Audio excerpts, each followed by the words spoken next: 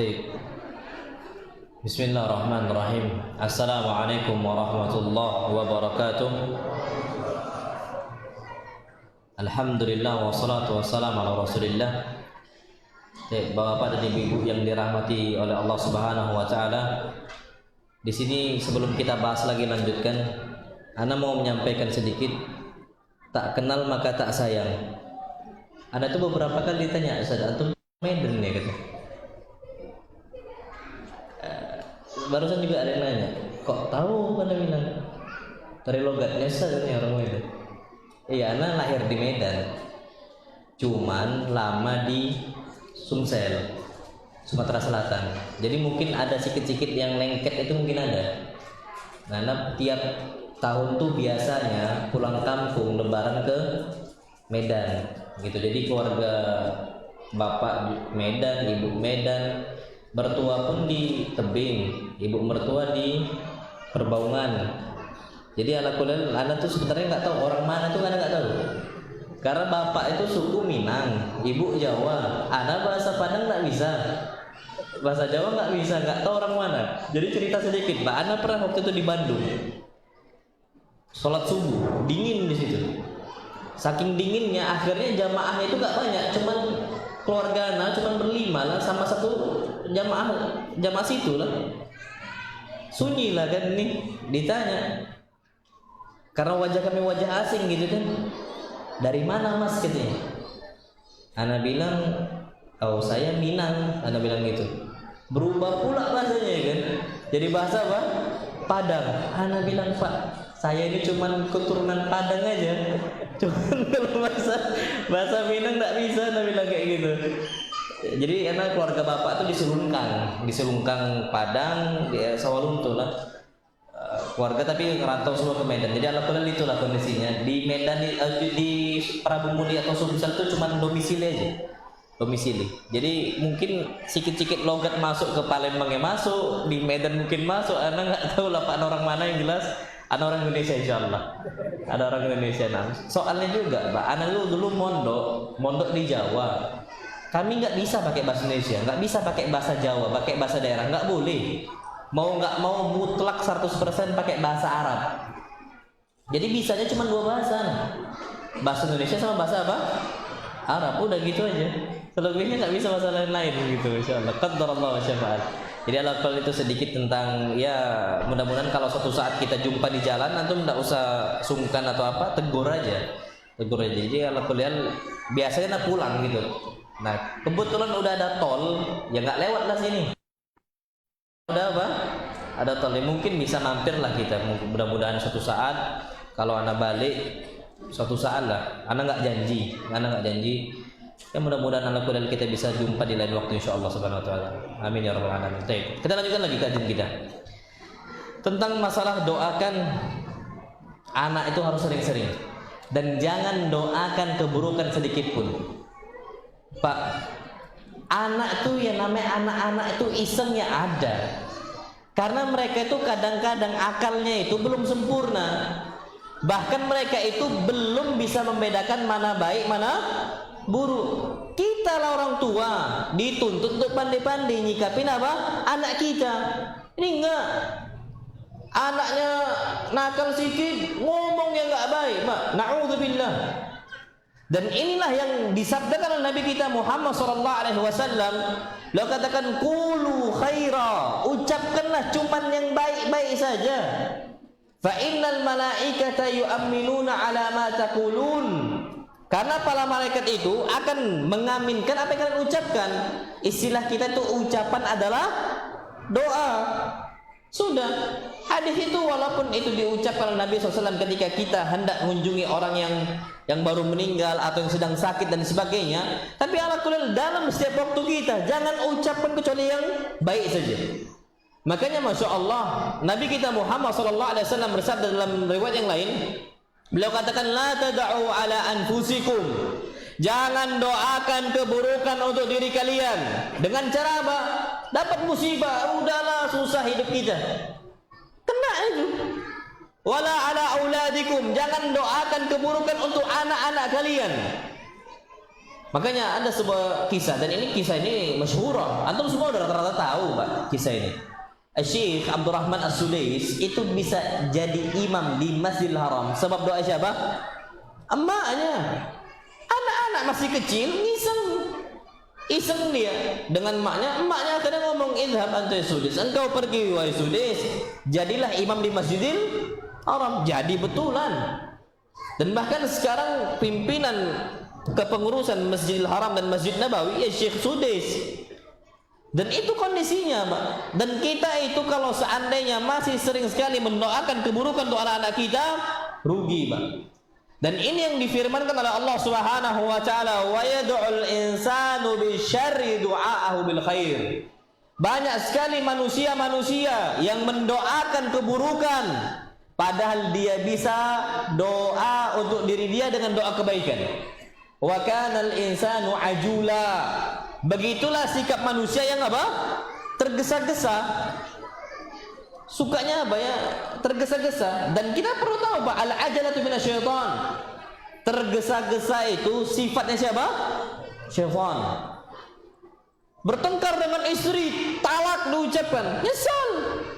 Iya kalau sekali talak, kalau udah 3 kali nggak bisa lagi rujuk. Dan ini kondisinya. Sekarang orang muda sekali mengucapkan tolak tuki, anti talik dan sebagainya. Dan akhirnya atas ucapannya dia nyesal. Dan apa kata Syekh Abdurrahman As-Sa'di? Wa hadza min jahlil insan wa ajalati. Itulah sikapnya kebodohannya manusia, kejahilannya manusia, gampang tergesa-gesa. Haitsu yad'u ala nafsi wa auladihi. Dengan gampangnya dia doakan keburukan untuk diri dia dan anak-anaknya. Dengan keburukan, na'udzubillah, indal ghadabi, ketika dia marah. Pas marah nih gampang sekali. Wa yubadiru bidzalika du'a, dan bahkan ketika marah cepat sekali mendoakan dengan yang enggak baik, padahal bisa didoakan dengan doa apa? Kebaikan. Namullahu alam bissawab. Hak yang berikutnya yang perlu kita ketahui adalah ikhtiyarul asma'il thayyibah. Pilihlah untuk anak-anak kita tuh nama yang bagus. Jangan asal-asalan. Artinya apa? Enggak tahu. Marcelino. Masya Allah. Santri kami itu Pak, di tempat kami itu namanya ada yang aneh-aneh. Marcelino, kami ganti Zubair namanya. Ada Pak, bahasa nama-nama orang-orang sana. Pokoknya yang aneh-aneh sikit, nah itu yang dipilih. Artinya apa? Enggak tahu. Enggak harus bahasa Arab juga enggak apa-apa. Nama Selamat, Untung, enggak apa-apa, Pak. Tapi kalau mau diganti Untung dengan Muflihnya juga boleh. Ada ustadz kami itu namanya Untung, Ustadz Untung. Tapi enggak mau beliau dipanggil Ustadz Untung. KTP-nya Untung, tapi diganti dengan Muflih. Apa? Muflih. Tapi aslinya bahasa Indonesia boleh-boleh. Yang penting artinya apa? Baik. Karena disebutkan Masya Allah oleh Nabi kita Muhammad SAW, inna ahabba asma'ikum ilallah Abdullah Abdurrahman. Nama yang paling dicintai oleh Allah Subhanahu wa taala itu 2 nama. Abdullah dan juga apa? Abdurrahman. Dan kalau udah dikasih nama yang bagus, jangan suka yang aneh-aneh. Abdurrahman dipanggil Dur. Dur. Apa arti Dur? Dan antum tahu Pak, Masya Allah, ada aja nih khurafat orang awam. Pengen anak kita ganteng, namanya Yusuf. Berharap anaknya apa? Ganteng. Kalau anaknya Yusuf, nama anaknya Yusuf, dan sering dibacakan surat Yusuf ketika hamil, insya Allah anaknya ganteng, itu khurafat. Kalau dikasih nama Yusuf, dibacakan surat Yusuf terus, bapak emaknya keling, ya keling lah dia. Nggak bisa nama Yusuf berubah jadi apa? Putih. Kalau kecuali Allah takdirkan dia putih. Kalau ternyata keturunannya, kakeknya, neneknya, bapaknya, emaknya semua hitam, keling nih, ya keling lah. Di sini kadang-kadang khurafat itu terjadi. Boleh nama Yusuf? Boleh. Tapi kalau udah nama Yusuf dikasih, jangan diganti Cup, Ucup, Cup sini Cup. Ini kan nggak ada artinya, Pak. Apa arti ucup? Dan kadang-kadang orang Indonesia itu suka nyingkat-nyingkat. Muhammad Mehmet. Muhammad apa? Mehmet. Itu di Abdurrahman Dur. Apa lagi? Banyak, Pak. Orang Indonesia itu yang paling suka nyingkat-nyingkat. Itu jangan, sama sekali jangan. Jadi ala kulli cari nama yang ada artinya, dan itu hak anak kita. Makanya kalau namanya udah nggak bagus, ganti nama. Kalau nggak mau diganti, rugi sendiri, Pak. Antum tahu Sa'id ibn Musayyib itu punya kakek, tahu buyut, itu namanya Hazn. Apa? Hazn. Hazn itu apa artinya? Murung, cemberut, sedih bawaannya. Tak enak, Pak, dipandang. Antum mau nengok orang cemberut pun nggak selera dia kan? Mana selera, Pak? Makanya nanya kepada ikhwah kemarin, antum lebih mending punya istri biasa-biasa aja tapi hobi senyum, suka senyum terus, atau istri yang cantiknya mutlak betul-betul cantik tapi cemberut, antum pilih mana? Kalau kata ikhwah, yang cantik dan mudah senyum. Itu diborong semua ini memang, tapi kalau untuk dikasih pilihan, biasa-biasa aja tapi mudah senyum atau cantik cemberut, antum pilih mana? Kalau anak mending biasa. Nggak tahu ya, kali kita beda selera kan, karena pria punya selera. Nggak tahu ya, selera mungkin beda-beda. Tapi kalau anak, Pak, anak jujur dalam diri anak nggak suka tetangga cemberut, istri cemberut, anak cemberut. Anak nggak mau itu, Pak. Nggak enak, Pak, bawaannya.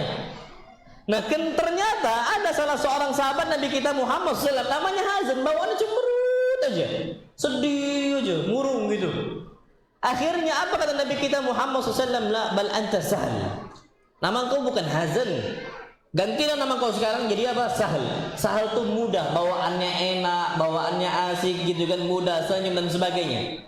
Apa kata dia? Wallahi la ughayyiru isman sammani abi. Enggak. Ya Rasulullah, aku enggak akan rubah nama saya, yang ngasih nama ini bapak saya enggak akan rubah.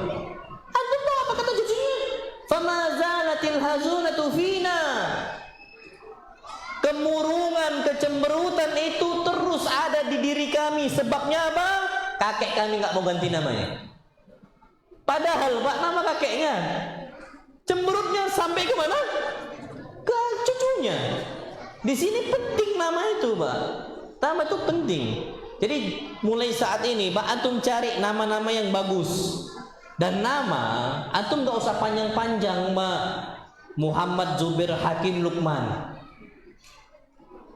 Antum satu aja namanya, sisanya itu nama antum.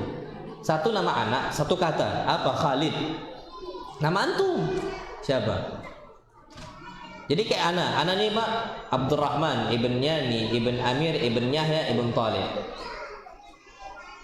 Kami nisbatnya itu kebanyakan keluarga anak, sepupu-sepupu anak itu ke Amir, kakek kami. Jadi namanya Al-Amiri itu banyak gitu. Antum punya anak satu aja, Pak. Antum nisbatkan ke kakek antum boleh, ke buyut antum boleh. Ibnu Taimiyah itu paling ujung, Pak. Namanya Ahmad ibn Abdul Halim aslinya, Syekhul Islam ibn Taimiyah. Ahmad ibn Abdul Halim itu, Pak, ngambil nama Ibnu Taimiyah itu paling ujung Taimiyahnya. Boleh. Ibnu Utsaimin, antum kira bapaknya Utsaimin? Enggak. Nama aslinya Syekh Ibnu Utsaimin itu Muhammad ibn Saleh, baru Ibn Utsaimin. Jadi antum cari, Pak, nama antum atau nama kakek, dan enggak perlu panjang-panjang, Pak. Satu aja. Abdullah, Abdullah namanya, nama antum setelahnya. Kenapa, Pak? Agar nasab itu terjaga.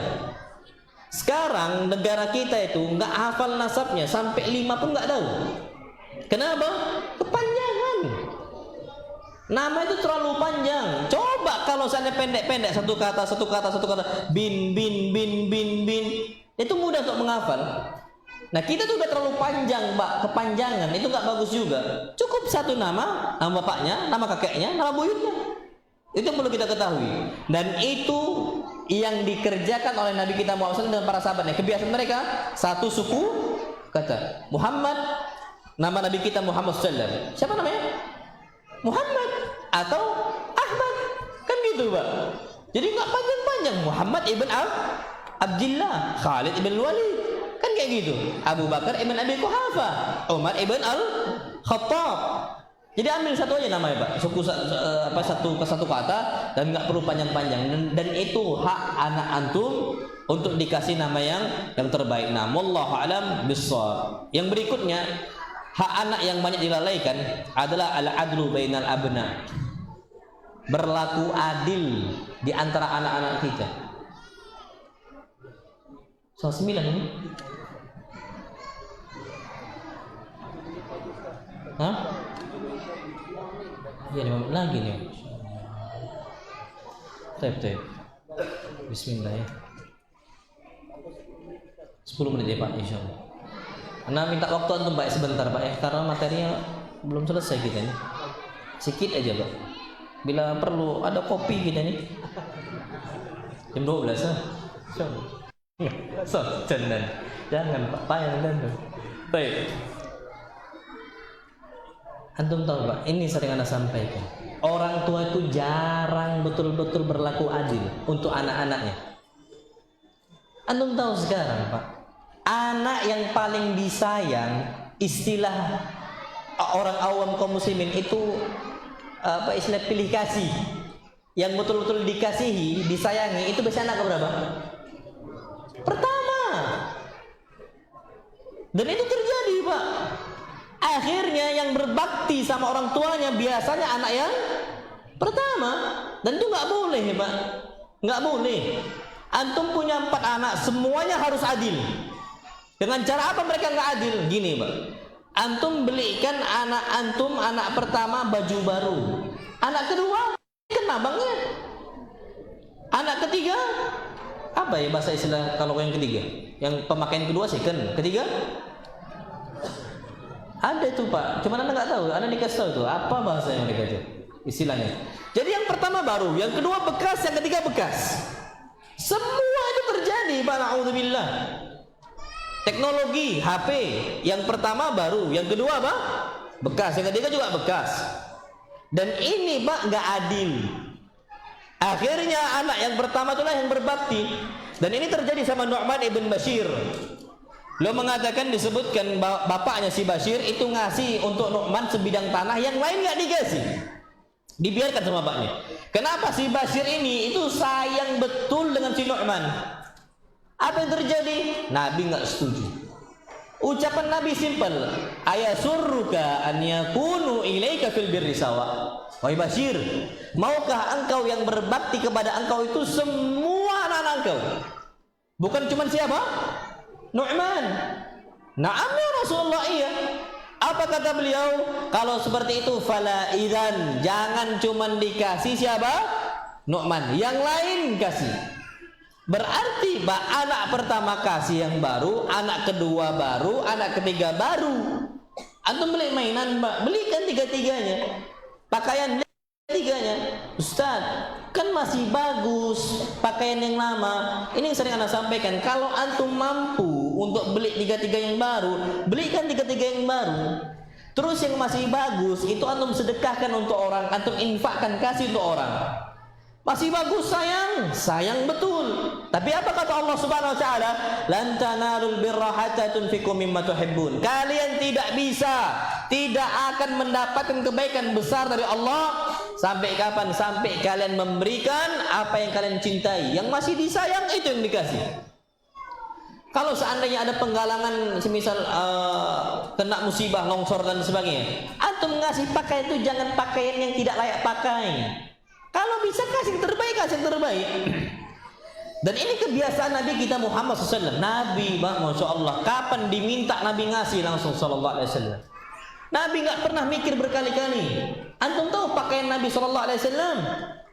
Pak, Nabi itu saking zuhudnya Pak, Masya Allah, pakaian itu sampai lusuh warnanya Sallallahu Alaihi Wasallam, sampai lusuh. Nabi bukan orang miskin Pak. Karena mau nanya sekarang, Nabi orang miskin atau orang kaya? Nabi orang miskin atau orang kaya? Hah? Kaya Nabi SAW. Antum jangan bayangkan Nabi hidup susah orang miskin, enggak. Nabi ini orang kaya betul. Antum tahu, Pak? Kayak disuruh stop gitu ini. Udah habis baterai ini, insyaallah. Nabi itu orang apa? Kaya. Pak, antum tahu kayanya Nabi sallallahu alaihi wasallam? Itu Idul Adha, anna Nabi sallallahu alaihi wasallam nahara 100 naqah. Beliau itu nyembelih 100 onta. 100 onta Idul Adha punya beliau semua itu. 63 onta beliau sembelih pakai tangan beliau, sisanya Ali bin Abi Thalib. Kita Idul Adha 1 sapi bagi 7. Mana kaya, Nabi atau kita? Nabi SAW. Antum jangan bilang Nabi itu kondisinya miskin lah, Nabi itu kaya. Ada mic yang lain ini kita Ustaz? Habis baterai ini kayaknya. Jadi Nabi itu orang apa? Kaya. Lah Nabi Pak, istrinya 11 masih bisa nafkahin. Kita 1. Itu pun banyak ngeluhnya. Nabi 11 Pak, anteng aja sallallahu alaihi wasallam. Nabi bukan orang miskin, Pak. Tapi ternyata Nabi SAW itu suka ngasih, suka memberi. Apalagi barang yang masih bagus dikasih untuk beliau oleh beliau sallallahu alaihi wasallam. Antum tahu Pak, Masya Allah, ada salah seorang ummahat melihat kondisi pakaian Nabi itu lusuh sekali warnanya. Maka apa? Rasulullah, aku mau memberikan engkau itu sebuah baju. Dikasihlah Pak, baju yang baru bagus betul sallallahu alaihi wasallam untuk beliau. Ketika dikasih, kebiasaan Nabi itu kapan beliau dikasih selalu dipakai, cepat dipakai. Makanya usahakan gitu Pak, antum dikasih minyak wangi hadiah, antum pakai langsung. Usahakan antum dikasih baju baru, langsung pakai baju baru itu Pak, untuk membahagiakan yang apa? Memberi. Itu sunnahnya. Biasakan kayak gitu Pak. Nabi langsung pakai SAW. Nabi pulang mau berangkat, Nabi ngisi kajian di Masjid Nabawi, Nabi pakai baju baru. Ketika keluar, ada salah seorang sahabat Nabi kita Muhammad SAW melihat baju Nabi itu bagus sekali. Apa nih kata sahabat? Ya Rasulullah, inni ilaiha haja. Ya Rasulullah, aku tuh butuh baju engkau. Engkau butuh? Kata Nabi SAW. Iya, aku butuh. Akhirnya apa kata Nabi SAW? Tunggu sebentar, nanti habisnya aku pulang, aku kasih. Faba'atha ilaih. Nabi pulang Pak, habis dari masjid itu, Nabi lipat, Nabi kasih untuk orang tersebut. Semua sahabat marah. Apa kata mereka? Laqad sa'alta Rasulullah sallallahu alaihi wasallam wa 'alimta annahu la yaruddu sa'ila. Bagaimana mungkin engkau mau meminta dari Rasul, sedangkan kau tahu kondisi Rasul. Beliau ini enggak akan istilahnya menahan hartanya, kapan diminta? Selalu ngasih. Padahal Nabi butuh, engkau enggak butuh. Antum tahu Pak apa nih kata sahabat? Iya, aku butuh. Litakuna kafani. Tapi butuhnya nanti kalau aku meninggal, untuk jadi kafan saya. Oh, insyaallah Pak. Asli itu butuh atau enggak butuh? Enggak butuh. Tapi ternyata Nabi SAW justru apa mengingatkan para sahabat yang lain, biarkan, jangan larang. Ini Pak, Nabi pakainya lusuh, butuh baju baru, dikasih baju yang baru, diminta, beliau kasih untuk orang. Berarti Pak, kalau mau mendapatkan kebaikan yang besar, suka memberi dalam kondisi barang itu masih apa? Bagus. Nah anak kita semisal ada 3 nih Pak, jangan kasih yang 1, yang 2 second dan 3 second, semua kasih yang baru. Nanti yang masih bagus Pak, coba biasakan untuk kasih. Oh nanti habislah duit kita. Mana qasad sadaqatun min mal. Tidak akan berkurang harta karena apa? Sedekah. Antum kalau nggak percaya, cobalah Pak nanti. Coba nanti biasakan ini Pak konsepnya. Ana yakin insya Allah Subhanahu Wa Taala untuk kedepannya nanti anak kita itu akan semuanya berbakti sama bapak ibunya. Insya Allah Subhanahu Wa Taala. Taib, hak yang berikutnya yang sering dilalaikan oleh kaum muslimin untuk anaknya, ar-rifqu war-rahmah. Lemah lembut dan kasih sayang. Pak, Masya Allah ya, ada sebuah ucapan Nabi kita Muhammad sallallahu alaihi wasallam. Beliau pernah mengatakan, inna rifqa la yakunu fi syai'in illa zana. Tidaklah kelembutan berada dalam suatu hal kecuali hal tersebut akan menjadi indah. Kelembutan ada di seorang istri, indah istri tersebut. Seorang suami itu indah. Siapapun kalau ada kelembutan di hati dia, indah nampaknya. Kebalikannya, wala yunza'u an syai'in illa syana. Dan tidaklah kelembutan dicabut dari seorang kecuali akan apa? Akan jelek jadinya. Nggak enak, Pak. Tadi yang Anda sampaikan, kalau seganteng orang apapun, sikapnya bengis, apa artinya? Secantik apapun wanita, tapi kasar, nggak bermanfaat kecantikannya. Terus gimana? Lemah lembut, Pak. Akan indah nampaknya. Dan sedangkan yang paling berhak untuk menerima kelembutan dari kita, anak kita sendiri. Dan bahkan kata Nabi kita SAW, man la yarham la yurham. Orang yang dia itu tidak mudah menyayangi, dia nggak akan disayangi oleh siapa? Allah Subhanahu wa Ta'ala. Dan antum tahu, Pak, disebutkan oleh para ulama, salah satu bukti kita itu bisa buktikan kepada anak kita, kita sayang kepada mereka, cium mereka. Cium. Kita punya anak laki-laki, Pak, cium keningnya, cium pipinya. Nggak apa-apa, nggak ada masalah.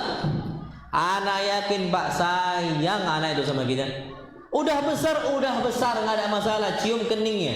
Biasakan, Pak. Orang-orang Timur Tengah tuh biasa, Pak. Mereka tuh mencium apa? Kening anaknya, anaknya cium kening bapaknya. Biasa, Pak. Itu biasakan coba, Pak. Kalau seandainya kita malas cium mereka, mereka tuh taunya kita tuh nggak sayang sama mereka. Makanya ada disebutkan, Pak, Nabi SAW tuh sering nyium Hasan dan Husain. Sering, Pak, Nabi SAW. Saking sayang Nabi SAW untuk apa? Untuk mereka. Nah, kondisinya, Pak, Masya Allah, pernah ada salah seorang Arab Badui. Ja'a ila Rasulullah SAW. Datang ke Nabi SAW. Pas datang dia lihat Nabi ini cium Hasan dan Husain. Apa tadi kata orang Arab Badui? Tuqabbiluna sibyan ya Rasulullah. Engkau itu sering mencium anak-anak kecil ya Rasulullah. Fama nuqabbiluhum. Kalau kami jarang seperti itu. Jawaban Nabi simpel, Pak. Awa amlik laka anna zu'allah min qalbika rahmah. Engkau jarang cium anak-anak? Jangan salahkan ketika Allah Subhanahu wa taala mencabut kasih sayang dari hati engkau. Itu jawaban Nabi SAW. Makanya kalau seandainya kita mau lembut, biasakan untuk cium mereka. Udah besar, Pak. Ini udah berumur, Pak. Kita udah punya anak. Tanyakan diri kita sendiri, apa rasanya kalau kita dicium oleh bapak kita sampai kita udah besar sekarang? Apa nggak keluar air mata kita, Pak? Saking apa? Kita tuh sadar betul orang tua tuh cinta sama kita, sayang dengan kita. Nah, kita juga punya anak perempuan, itu sama, Pak. Cium keningnya, itu rahmat. Cium apa? Keningnya, rahmat. Dan Nabi SAW terbiasa untuk mencium Fatimah. Terbiasa. Itu kasih sayang yang Allah berikan untuk kita. Allah berikan apa? Untuk manusia. Nah, wallahu a'lam bishawab. Jangan sampai kita itu tidak menunjukkan kasih sayang untuk mereka. Berikutnya, Pak, di sini terakhir insyaallah adalah at-taujih wan nasiha. Jadi orang tua itu biasakan untuk selalu ngasih pengarahan. Inilah, Pak, kesalahan biasanya orang tua yang punya anak meletakkan anaknya di pondok pesantren. Mereka itu jarang melakukan buzlun nasiha, berusaha ngerahkan nasihat pengarahan untuk anaknya, itu jarang. Taunya mereka kapan anaknya di pondok pesantren lepas tanggung jawab. Enggak, Pak. Anak sampaikan kepada antum semua, Pak. Tanamkan dalam diri kita meletakkan anak dalam pondok pesantren, itu tugas orang tua yang mendidik anaknya. Ustadznya, ustadzahnya itu cuman bantu kita saja. Cuman bantu kita. Gimana cara pengaplikasiannya? Caranya, Pak, kalau seandainya ada waktu jam nelpon mereka, antum telepon, antum hubungi, tanyakan, nak, hafalan Qur'annya udah sampai mana? Semangat terus, nak, ya. Itu namanya orang tua. Ini enggak nelpon anak, nak, duit jajan masih ada? Duit jajan ditanya, Pak. Pertama kali yang ditanya, Pak, nak, Kalau anak duluan yang pertama, duit jajannya habis, tunggu dulu. Abi nggak mau bicara tentang uang jajan, Abi mau tahu dulu berapa hafalan kamu nak. Sekian juz bi. Targetnya berapa juz? Tanyakan. Hafalan hadis berapa banyak sekarang? Berapa hadis yang sudah dihafal? Sekian bi. Targetnya berapa hadis? Sekian bi. Semangat terus nak ya. Baru tanya berapa duitnya sekarang sisa. Itu Pak, budlun nasihat. Sampaikan nasihat, kerahkan Mbak, kita lah selaku orang tua.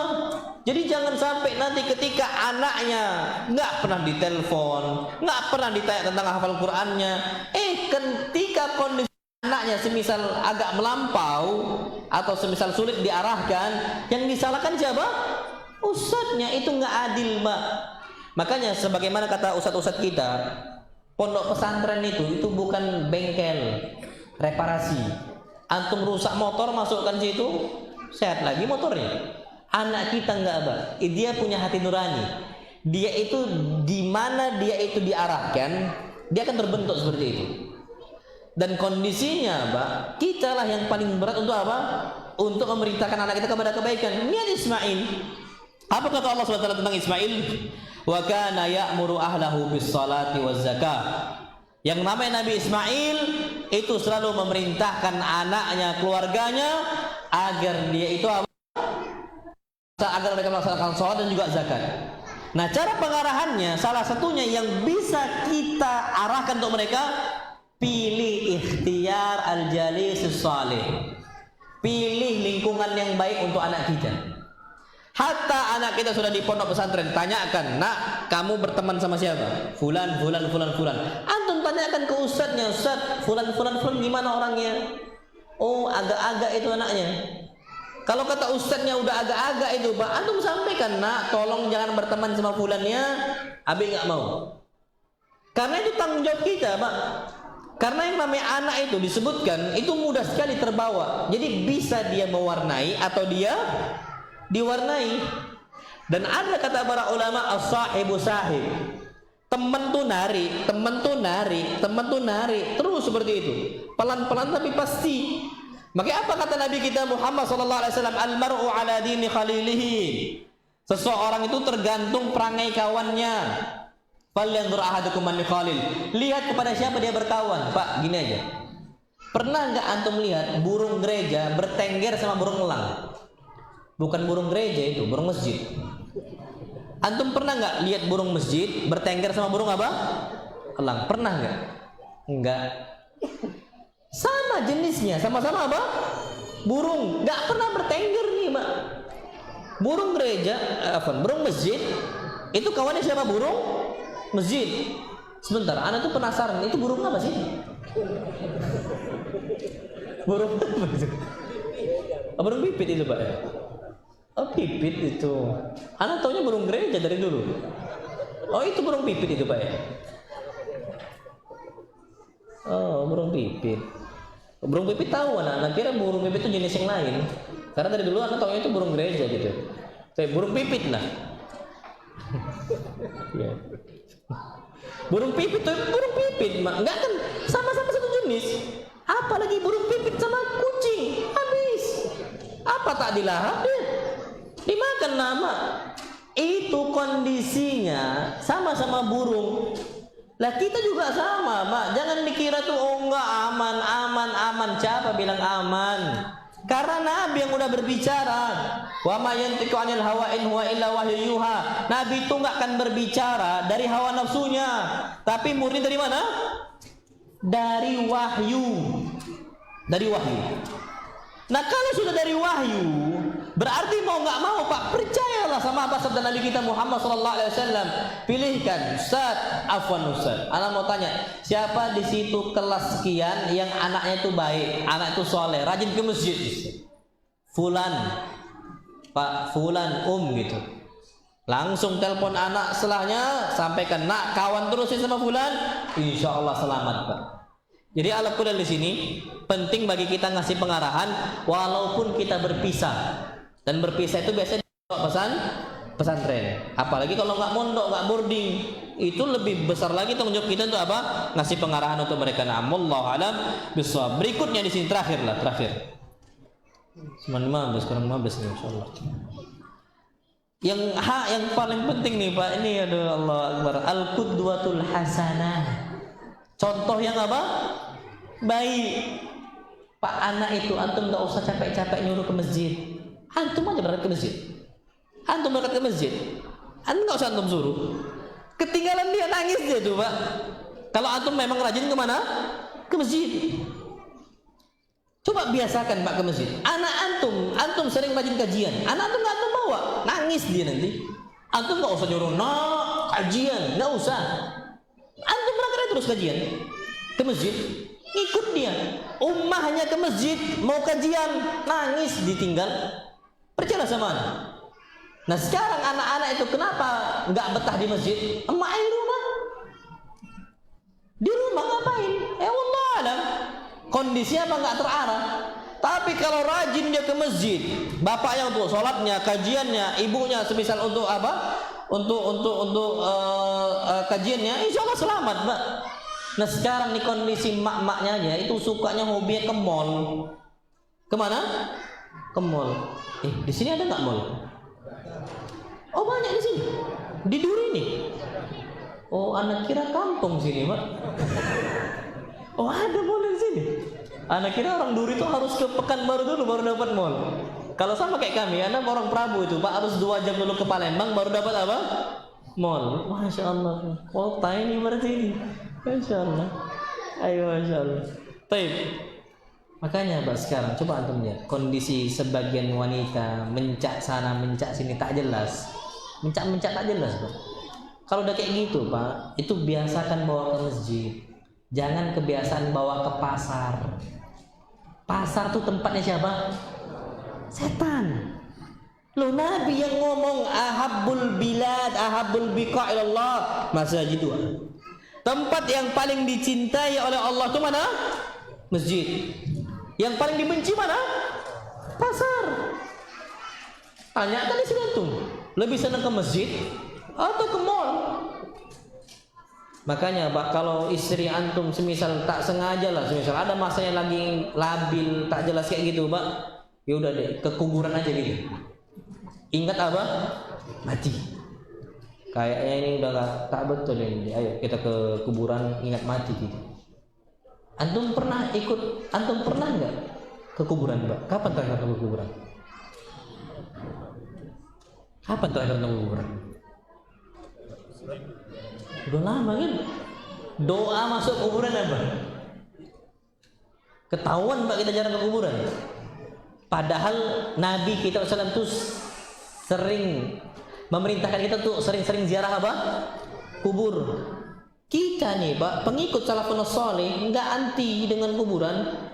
Nggak disuruh ke mana? Kuburan, ziarah kubur. Ala fazuruha. Ziarailah kubur. Kenapa? Fa innaha tudzakirukumul akhirah. Karena mengingatkan kita ke mana? Akhirat, ingat mati. Nah, kuduanya mana sekarang? Bapaknya mana, emaknya mana? Enggak ada kuduah hasan. Sedangkan Mbak, anak-anak itu sebagaimana kata para ulama salaf kita zaman dahulu, mereka itu akan lebih mengambil pelajaran dari apa yang mereka lihat, bukan apa yang mereka dengar. Antum enggak usah capek-capek ngomong. Cukup kasih contoh. Cukup. Yakin Mbak, dakwah dengan perbuatan itu lebih mudah untuk diikuti dibandingkan dakwah dengan apa? Lisan. Percaya sama anak. Kita ini bukan ustadz yang ngafal hadis banyak, bukan ustadz yang ngafal baca Quran, bukan. Kita ini orang awam. Baik, gimana caranya untuk didik anak kita? Qudwah hasanah. Dan ini penting bagi kita Pak untuk menjadi qudwah hasanah karena memang Nabi kita Muhammad SAW Allah jadikan sebagai qudwah apa? Hasanah bagi kita. Dan ternyata Masya Allah Tabarakar Rahman, orang-orang tua saat ini itu nggak mikirkan itu. Apa kata Allah? Atamuruna an-nasa bil birri wa tansawna anfusakum wa antum tasluna al-kitab. Afala ta'qilun. Kalian nih hobinya nyuruh orang berbuat kebaikan, berangkat, lakukan ini. Wa tansawna anfusakum, tapi kalian lupa dengan diri kalian. Lupa kita, Pak. Kita sendiri istilahnya macam lilin. Tahu kan? Lilin itu Pak, Dia bisa nyinari orang, tapi dia apa? Habis. Kondisi orang-orang nyuruh kebaikan, lupa dari diri sendiri. Apa kata Allah? Afala ta'qilun. Tidakkah kalian apa? Berakal. Makanya Allah tuh benci betul dengan sifat satu manusia. Apa kata Allah Subhanahu wa taala? Ya ayyuhalladzina amanu, orang beriman, lima taquluna ma la taf'alun. Kalian mudah mengatakan sesuatu hal yang kalian tidak kerjakan. Ngomong gampang, pandai kali kalau dia ngomong. Tapi kalau dia berbuat, nanti. Ini Pak kondisi saat ini. Apa kata Allah? Maqtan indallah. Betapa besar murkanya Allah Subhanahu wa taala antakulu. Kalian ini cuma bercakap aja. Terus apa? Kalian itu enggak kerjakan. Itu Allah betul-betul apa? Murka. Mana taf'alun? Kalian apa? Tidak kerjakan. Wallahu a'lam bishawab. Jadi qudwah hasanah itu penting bagi kita, dan ini yang dapat Anda sampaikan, dan ternyata udah jam 9 kurang 10. Enggak usah tanya jawab, Pak ya. Enggak usah tanya jawab. Insyaallah Subhanahu wa taala kita cukupkan sampai sini. Ana kurang lebih mohon maaf, Pak. Ana enggak bisa panjang-panjang di sini karena Ana sering sampaikan, Ustaz tambah lagi, Ustaz tambah lagi, Ustaz tambah lagi, Ustaz. Antum tahu, Pak? Ana sering sampaikan. Antum kalau kelamaan kajian bosan antum. Makanya ana tuh sebenarnya senangnya itu menyesuaikan dengan kondisi berapa lama durasi kajian rutin. Enggak Ustaz, enggak apa-apa tabligh akbar bedakan sedikit. Jangan. Ibn Mas'ud kan, Ibn Mas'ud ini sahabat yang ilmunya banyak, hafal hadisnya banyak, mungkin hafal Quran, retorikanya bagus, penyampaiannya bagus. Itu ternyata Pak, ketika diminta oleh murid-muridnya, lawa'atsana kullayaum, wahai Ibn Mas'ud, isilah untuk kita itu kajian tiap hari dengan durasi yang lama. Apa kata Ibn Mas'ud? Ma yamna'uni dzalika inna qara'ata sa'amati 'alaikum. Bukannya aku enggak mau, tapi takut nanti kalian apa? Bosan. Itu Ibn Mas'ud. Lah ana siapa kita, Pak? Udahlah Ibn Mas'ud tuh kalau bicara para sahabat, Nabi juga sama. Kalau bicara itu faslan, satu kata tertata rapi. Kalau anak ada masih cepet itu masih ada, Pak. Itu kondisi kita. Makanya anak kuliah di sini, insya Allah kita cukup sampai sini aja, Pak. Nggak bisa panjang-panjangan di sini. Kurang lebih mohon maaf. Ana meminta kepada Allah Subhanahu wa taala dan mohon kepada Allah Subhanahu wa taala agar jadikan anak-anak kita anak-anak yang saleh dan salihah, yang berbakti kepada kedua orang tuanya dan hidup di atas sunnah Nabi kita Muhammad SAW dan mati pun kita Muhammad sallallahu alaihi wasallam. Amin ya rabbal alamin. Rabbana hab lana min azwajina wa dzurriyyatina qurrata a'yun waj'alna lil muttaqina imama. Kalau yang benar datang dari Allah Subhanahu wa taala antum ambil. Kalau salah itu datang dari anak pribadi dan syaitan, dan anak berlindung dari kesalahan tersebut. Kalau ada kata-kata yang menyinggung antum, ana mohon maaf. Wassallallahu nabiyana Muhammad subhanakallahumma bihamdika asyhadu an la ilaha illa anta astaghfiruka wa atubu ilaik. Assalamualaikum warahmatullahi wabarakatuh.